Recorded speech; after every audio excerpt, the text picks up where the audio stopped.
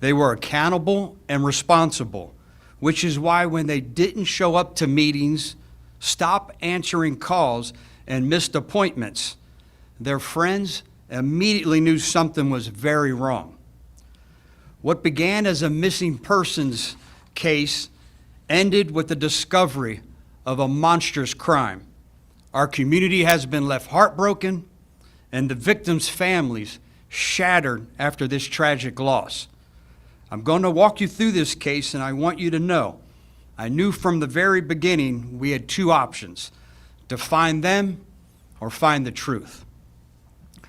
On April 17th, the University of South Florida Police Department was notified that our first victim, had been reported missing. This was very unusual. Like I'd mentioned, she was responsible. She never missed her thesis appointments. She never missed work. She was responsive. So the University of South Florida Department, who I have to thank for being absolutely an incredible partner, Chief Daniels, the University of South Florida President, thank you. Thank you for your help in this case. They immediately started looking back and creating a timeline of when she was last seen. Video that we collected from the last time she had left the office in the afternoon on the day prior, on the 16th. The next day, on April 18th, we get a phone call from a concerned friend of Zamil saying, hey, he also is very responsible, dedicated, responsive, didn't answer his calls, didn't show up to his appointments. Something's wrong. Working so closely like we do with the University of South Florida Police Department, we immediately notice when our missing persons detectives and the detective that they have working at the university realize that, hey, these cases are connected. We should work them together, and that's when this collaborative effort started. So our detectives believe that the first stop should be back at our second victim's residence. So we go to Zamil's residence, where he lives with two roommates. One roommate continues to be elusive. The stories are inconsistent, almost to the point where he will talk about anything, loves to talk about himself, and this continues and carries throughout the entire investigation, except when we want to talk about either one of our two victims. Then he immediately starts becoming elusive and deceptive. The other roommate, we learn very quickly that he wasn't involved, begins to become extremely cooperative. And at that point, he, at the initial stages, when this is still a missing persons case, notifies us that something's wrong. The doormat by the door's missing. There's some pots and pans missing. So our detectives, as hard charging as they are, their first stop is the dumpster. They learned that the trash compactor in the complex hasn't been emptied yet in these couple days. This is where we get the first break in our case. We go out there dumpster diving. These detectives getting inside of the dumpster and empty the entire contents. And they find Zamil's glasses, his student ID, his wallet, and his clothes, which are extremely bloodied at the time. Again, this is where we get our first break. This is where, during this timeline, this missing persons becomes a missing person endangered case. Now we ramp up our efforts, because now we know, and you guys heard the same theory that we have that's been dispelled and unproven, that the two of them were in arranged marriage, that the two of them were in love, the two of them ran away together. We were able to dispel that immediately at this point, knowing that we're going a different direction. At the time, we believe that our now suspect was at just a point of interest. We needed more information. So we have enough evidence to get a search warrant. We go back to the residence and we serve the search warrant. And the search warrant's for the residence, for the roommates, both roommates' phones, for their person, and for their cars. They go into the residence, and we have some amazing technology, one of it being Blue Star, that identifies the presence of blood. And when they deploy Blue Star, they can see in the kitchen area there's a large pool of blood. They see that the blood continues down the hallway and into our suspect's bedroom. The technology is so precise and finite that we can see the outline of a human being on the floor next to our suspect's bed where he was curled up in a fetal position. We then examine his phone. His entire history had been wiped clean. No text messages, no emails, no GPS data. His search history totally cleared. So it takes us a little bit of time at that point because we have to do a forensic deep dive onto the phone. And what we found by doing a forensic deep dive is where we found a lot of disturbing searches. He searches for, can a knife penetrate a skull? Can a neighbor hear a gunshot? Can you bury a body in a trash bag and throw it in a dumpster? While he's conducting these searches, we also see and discover that he's making purchases. Purchases for large, heavy-duty black contractor bags, Lysol wipes, duct tape, lighter fluid, a lighter. As he's ordering some of the items from Amazon, some of them come from DoorDash. I wanted everyone in the room to think about this. These searches were conducted days before our two victims went missing. This was calculated. This is what makes this so premeditated. We then look at him. He's got a laceration to his left pinky, and on the back of his left tricep, he has a deep laceration where he should have been properly sutured. He should have went and got stitches. He was unable to explain where he got those, what we believe is defensive wounds. At that point, we turn to the car. In the trunk, very little blood. On the floorboard of the passenger side of his vehicle, again deploying Blue Star technology, we see a large amount of blood there. We later find out that that's Nahida's blood. That comes back to her. The GPS in the car, once again, wiped totally clean. While we're conducting this forensic deep dive on his phone to see where he had been days prior, we're able to determine that he had traveled over to Clearwater, the Sand Key area. We confirmed that by looking at a video surveillance from a nearby fire station that shows him get out of the car. And he's around the Sand Key area. Over in Clearwater, he spends a short amount of time there. Then as we're examining the longitude and latitude coordinates, we see he goes on the Howard Frankland Bridge and he stops there for a short amount of time. So at this point, we make the decision to launch a surge full of manpower to go out and start an extensive search. Knowing that he spent an amount of time there, we should find and locate our victims there because we believe, again, he's not a suspect, he's a person of interest. We let him go. Yes, he's under 24-hour surveillance, but we're conducting this exhaustive search now at this point. Our Marine unit, our divers, who continued nonstop, our investigators, our professional staff that were out there helping any way they could, our aviation team, our drone team, again, nonstop. As some of our detectives are examining the latitude and longitude of some of where he had been, they're traveling northbound on the Howard Frankland Bridge, on the Pinellas side of the bridge, and they see a large black trash bag sitting on the shoulder of the road all by itself. They stop. They walk up, and as they're approaching it, they immediately smell that unique smell of human remains when it's in that decomposition phase.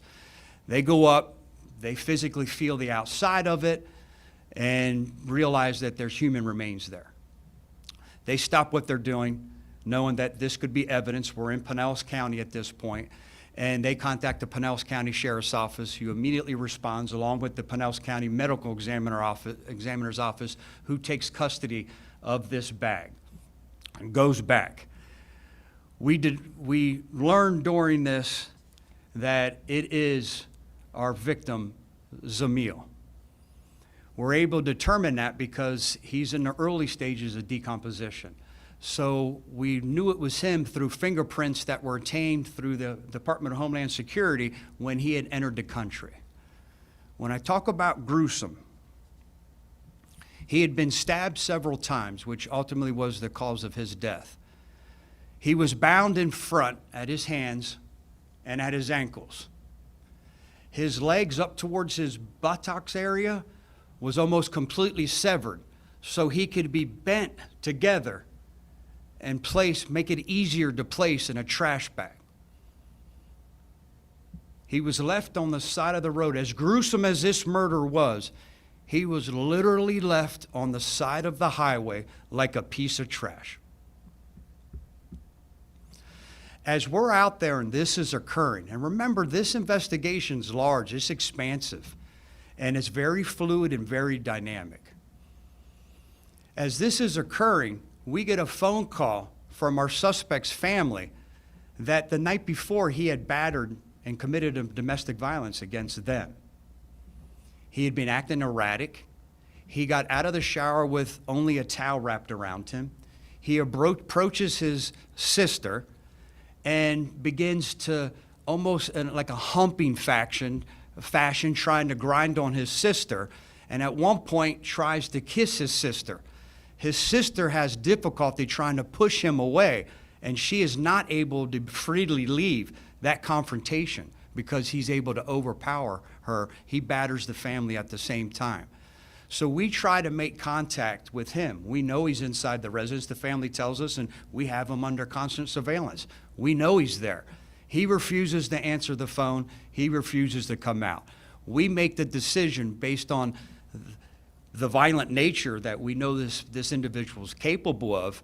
At the same time, we learn that a few days prior, he had purchased a firearm from a pawn shop. Now, later on, we determined that he never picked up that firearm, but we didn't know that. We didn't have that information at the time. Again, very dynamic, very fluid. So we activate our SWAT team and negotiators to try to bring this to a peaceful resolution. After several hours of trying to make contact, we're at the point where we made a determination we're going to go in and physically remove him from the house, place him under arrest. Right about that point, as you guys have seen the video and are watching the video now, he surrenders peacefully and he's placed under arrest without incident. At that time, we begin conferring with the state attorney who has been there since moment one, walking through this, and we're able to charge him with a bunch of charges that at that point, later on, charge him ultimately with the two premeditated murders of our two victims. So at this point, the search still continues. We still need to find Nahida. We still need to locate her. So we're still conducting that search. We get a phone call 2 days later that two recreational kayakers are out again on the Pinellas County side. And while this is occurring, the deputies and Marine unit are doing a great job trying to determine the tide and when they're occurring and what the tide patterns are to see, hey, how far of a search pattern do we need? The divers are still in the water. As you guys were out there covering, it was a long several days as we were trying to locate our two victims, especially now knowing that we have one victim, the other one should still be in the nearby area. As one of our kayakers is fishing, his fishing line snags on a bag. He has to go further into the mangroves. He smells something as he describes as undescribable. And when he went and got closer to remove his fishing line, he sees that a plastic bag has been opened. There's been salt water in there. He can't tell what it is, but it looks like a human body. So he does the right thing and contacts law enforcement.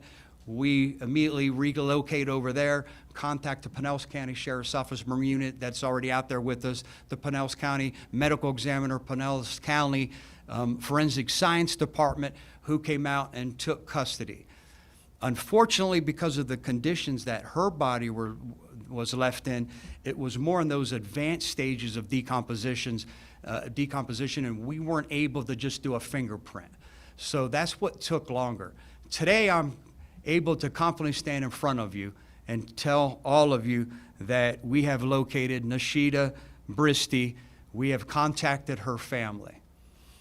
We are now actively working to release both bodies for religious reasons back to the families who live in Bangladesh.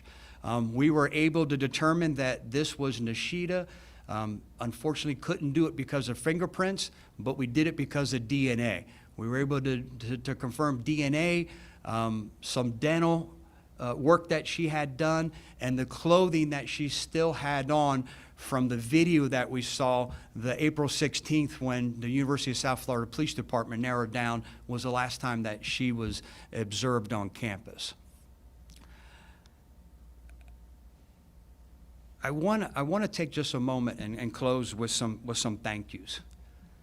This is a result. When you stand here and talk about the success of a case, obviously we all wish the definition was success is that we would have located both of them alive and that we wouldn't be standing in front of the cameras. But when you look at the good old-fashioned police work, and part two is the partnership and collaboration that we share with surrounding agencies, surrounding counties, state and the federal level. That's the reason I'm able to stand in front of you today and talk about the success in terms of recovering both of these victims, hoping that the family members will get some semblance of comfort and peace now, knowing what happened to their family members and that they are returning home to be buried by their loved ones. The collaboration has been phenomenal. The University of South Florida Police Department that we constantly work with, phenomenal job, seamless transition on this case. The Pinellas County Sheriff's Office, Sheriff Galtieri, thank you. Thank you to you and your entire team for being out there with us in the hot, long days and never giving up in this search. The Pinellas County Medical Examiner's Office for acting so quickly so we could determine who they were, and again, for religious reasons, get them returned back to Bangladesh to their families. The Pinellas County Forensics and Science team that came out, once again, phenomenal job in doing such a job. A phenomenal job in providing us the information that we're able to turn to the state attorney's office, which leads me to my next expression of gratitude. State Attorney Susie Lopez, you and your team were there from the very moment we decided that and determined that these individuals were endangered. You were out there, your entire team, your lead prosecutor, wonderful job. Thank you for your continued partnership. And lastly, to the men and women of the Hillsborough County Sheriff's Office, those who worked 18, 19 hours a day, around the clock, never giving up. It's your grit, your determination, your passion that allows us to stand up here today and be able to announce the success of this investigation. Now, I want all of you to know that there are a lot more details to share, but I'm not able to share them now. Yes, our suspects in custody, the victims are on their way being returned to their families, but there's a lot of investigation that still continues and has continued to this point. A lot of deep dive records, a lot of subpoenas that we're waiting for answers for that may result in additional charges forthcoming. Again, I can't comment further because I never want to attack the integrity of the investigation that these hard-working detectives continue to do. Sure. Just forgive the bluntness of the question, but what's the motive? Great question. The question is, what's the motive? That's part of what we're still trying to determine. At this point, we don't know what the motive is. The why, we don't know yet. We're still working. I know that after briefing and meeting and being briefed with the detectives yesterday, they're anxiously searching for that as well. You search for the truth, and second to that is you search for the why, and I hope we find that out. How much can you get into the relationship between Nahida and Zamil? I mean, is it a romantic relationship? Is it friends? Just how far can you go in establishing that? Yeah, it's not me trying to conceal it. We don't know. We know that they're very religious, that they come from a culture where marriages are arranged. We're not aware of a romantic relationship to this point. We knew that that was a theory. At one point, our suspect even gave us that theory that they were in a romantic relationship. He went from, I hadn't seen them, to finally admitting when we revealed and showed him that, well, hold on, your GPS said this. Well, I dropped them off. Yeah, but you went on the other side of the bridge. And then you came on this side of the bridge. Well, I stopped and dropped them off, then I'm on the other side of the bridge, and then I walked up just to wave goodbye to them. I mean, this is someone very calculated, but Has the suspect said anything admitting to this? no, the suspect would love to talk to our detectives about everything, right up to the point where we were asking about our two victims. I think the concerning part is that he was non-reactive. He was callous and showed zero emotion. Even when we confronted him with information that we had, he evoked and didn't want to answer any more questions. Do you have any indication? Never showed any emotion. Do you have any indication if were the two victims at the residence when the murders happened, and were they murdered around the same time, or was one there and then someone else showed up or something? Yeah, the question is that do we believe that both victims were murdered around the same time inside the residence? Yes, I don't want to say unequivocally right now. I want to remain someone who's in the fact business. That's a speculation business. But we believe based on the data that we have, and again, that's part of the investigation that will continue. Timeline-wise, location-wise, yes, we believe that's the case, but I can't say with entire certainty at this point. We're still working through that. Sheriff, I just want to add to that. I know you were saying that we're still working to figure out whether they were murdered at the same time, but it said that she was missing from her place of work and he was missing from his apartment. How did she end up in his apartment to then be a part of this murder investigation? Yeah, we believe by looking at text messages, and I'll see how much I can answer without trying to be elusive, that they were communicating. Her last communication, what they used instead of using text messages, which you'll be charged an international fee, they wanted to save money, so they were communicating through Facebook Messenger.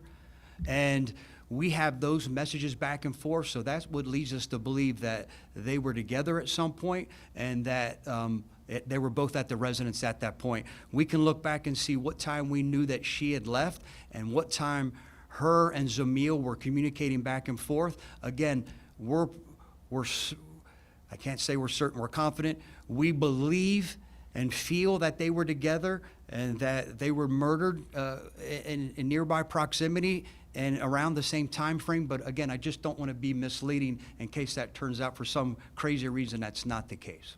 Sheriff, you talked about a lot of digital evidence that was very disturbing with the ChatGPT responses and the questions that he was sending. Do you believe that ChatGPT should be informing law enforcement when they see searches like this? Absolutely. I think we should. We're seeing this be a pattern of behavior when people are committing the FSU shooter, wanting to know the best way and what best weapons to use to be able to commit a mass shooting. To this, and there's some other examples that the media's been highlighting recently. I think it should be no different than on Meta, Facebook, and everything else. They find something disturbing, they notify us. I will tell you this: they've been cooperative. We've subpoenaed them. The forensic dive that we're able to get isn't able to go back, but only so far.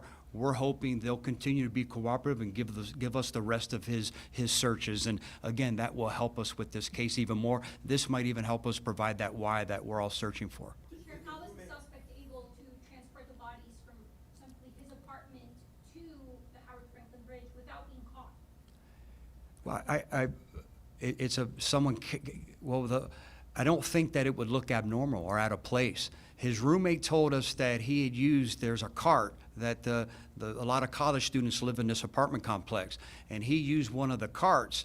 They had seen the cart was missing, so he used the cart to transport the bodies to his car.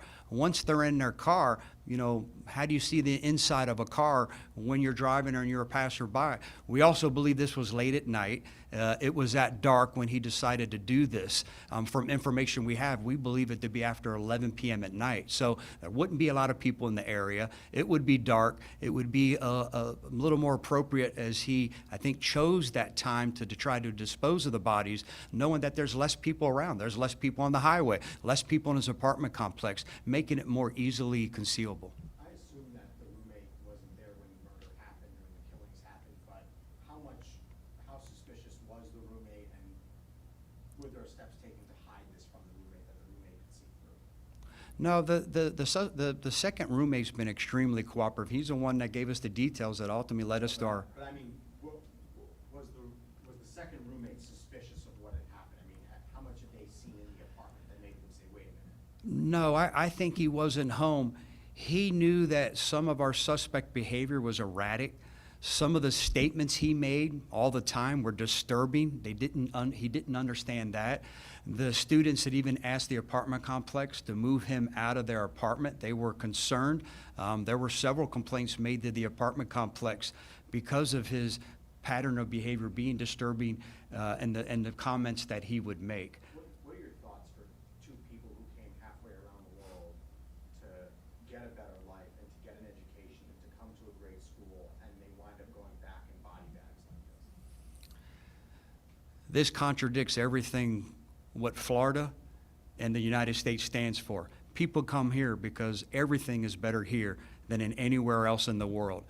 And to have to make contact with the families and tell them that their loved ones are missing, to call them back later again and tell them that we found them, but they're deceased, and then to describe some details that they wanted to know, how they were killed because they were stabbed as many times as they were, it goes against every grain that Americans stand for. Last question? Sheriff, you mentioned that when Zamil was discovered, that he was bounded. Do you know if that was pre or post-mortem, that he was bounded? At this point, I wouldn't want to speculate. I didn't ask the detectives that, only that they found him in that condition. Anything I'd say would just be speculative, and I don't want to be that person. Sheriff, were these three roommates individually assigned before they began living together in this unit? They were. They were all individual. And the way that this housing's set up is being described to me is there's a large common area, and then they each have their three rooms where they're able to lock the door and have the privacy there. What advice do you have to other students that might be worried that their apartment complex isn't taking their complaints seriously? Yeah, that's a great question. The question is, what should University of South Florida or any college student do if they have suspected behavior and believe that their safety is in danger and the apartment complex isn't taken as serious? Contact law enforcement. Even better so and more so, I've talked to the University of South Florida president about this. Contact the University of South Florida or any university. Contact the school administration. The school administration contracts with these complexes saying, okay, here, you meet certain standards and we're going to recommend that students be housed there. After talking to the University of South Florida president, he's made it clear that he's going to visit, his administration is going to visit all complexes, and if they don't adhere to a particular code of conduct and what their standard, he's going to stop recommending them as places where students should seek housing. Have you ever heard about that suspect's erratic behavior before? We have not. We have not. He does have a criminal history that we provided to you, a domestic against his brother, and at some point in a separate complex, he had entered an apartment that wasn't his, and when they caught him inside the apartment, he pushed one of the maintenance workers down, and that was a charge. It's criminal history, but no erratic behavior that's been notified to us prior to this incident. Sheriff, are there any drugs found in the system, the suspect? No, but a toxicology report wouldn't be back that quick. That's certainly, again, I hate to defer, I'm not that person. But again, there's so much that's still ongoing and that's yet to be determined. I wanted to get in front of all of you today to tell you what we had. I think Chief Maurer did a wonderful job throughout the week, and every time we had something with our public affairs office, we wanted to put it out. We wanted to make sure we were fully transparent and we were given little pieces. The intent today was now give you this whole overview. From A to Z, I wanted to show you everything. Let's put it all together now and where we're at today. Sheriff, thank you. Thank you guys. Have a wonderful and safe day.